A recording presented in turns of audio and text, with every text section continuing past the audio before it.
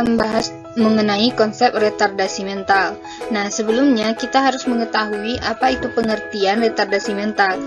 Nah, retardasi mental itu sama dengan keterbelakangan mental, yaitu suatu kelainan mental di mana tingkat kecerdasan berada di bawah rata-rata orang yang normal.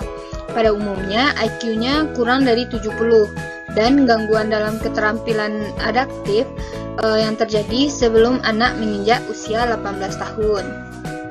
Nah, di sini dapat kita lihat ada beberapa kriteria diagnostik retardasi mental. Nah, yang pertama itu dapat kita lihat dari nilai IQ-nya. Nah, nilai IQ kira-kira 70 atau di bawahnya. Yang kedua, ada gangguan terhadap fungsi adaptif, misalnya dari komunikasi, kemampuannya, menolong diri sendiri, dari sosialnya, pekerjaannya, dari kesehatan dan keamanannya. Nah, yang ketiga itu dapat kita lihat dari onsetnya sebelum berumur 18 tahun.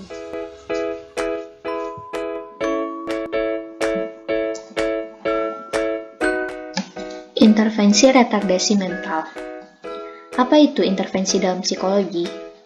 Intervensi dalam psikologi adalah suatu kegiatan yang dilakukan untuk mengubah perilaku atau keadaan sosial dengan sengaja sesuai tujuan yang dikehendaki.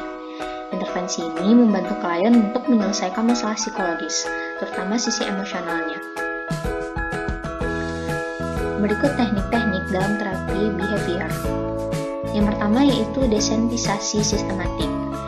Digunakan untuk menghapus rasa cemas atau ketakutan yang berlebih terhadap suatu hal. Dilakukan dengan menerapkan pengkondisian klasik, yaitu dengan melemahkan kekuatan stimulus yang membuat cemas. Kemudian kecemasan dapat dihapus dengan pengganti stimulus. Yang kedua, flooding atau teknik pembanjiran. Merupakan teknik membanjiri klien dengan situasi atau penyebab kecemasan atau tingkah laku yang tidak dikehendaki, sampai klien menyadari bahwa yang ditakutkannya tidak terjadi. Yang ketiga, terapi impulsif.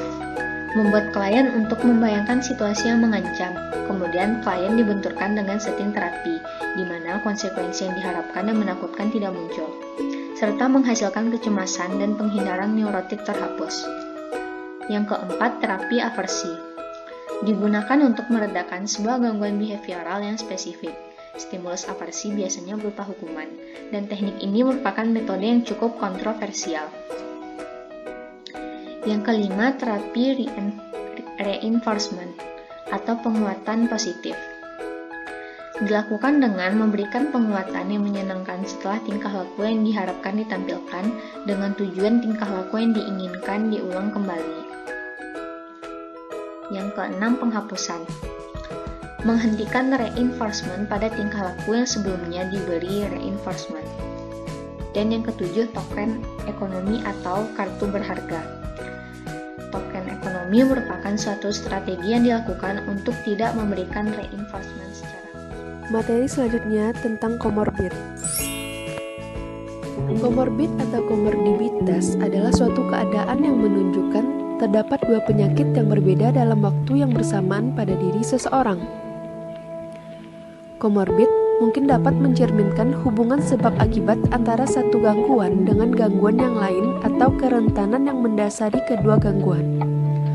Komorbiditas memiliki efek negatif pada status kesehatan, juga fungsi fisik dan kognitif yang melampaui jumlah efek penyakit tunggal. Individu yang mengalami mental retardation atau MR lebih sering mengalami komorbid dan dual diagnosis dengan gangguan psikologis lainnya. Individu tersebut seringkali terlibat dengan permasalahan perilaku yang lebih tinggi dibandingkan dengan individu seusianya.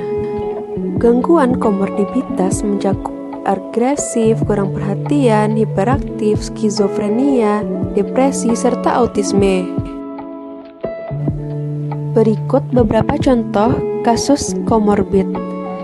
Kasus yang pertama, berdasarkan penelitian Christensen, Baker, dan Blaser tahun 2013 menyebutkan bahwa gangguan perilaku mengganggu seperti ADHD atau Attention Deficit Hyperactivity Disorder, ODD atau Oppositional Defiant Disorder, dan CD atau Conduct Disorder akan terus meningkat pada individu MR atau mental retardation. Lebih lanjut, individu dengan MR menunjukkan tingkat komorbiditas yang tinggi terhadap ODD.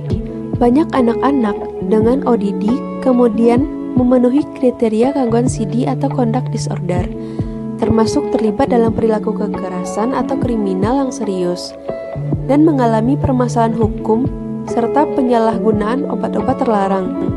Kasus selanjutnya yaitu orang dengan gangguan depresi berat memiliki kecenderungan yang lebih tinggi untuk menderita penyakit komorbid gangguan AC1. Kasus terakhir yaitu komorbid yang paling sering menyertai gangguan depresi mayor adalah penyalahgunaan alkohol, gangguan panik, OCD, dan gangguan kecemasan sosial. Sekian presentasi dari saya.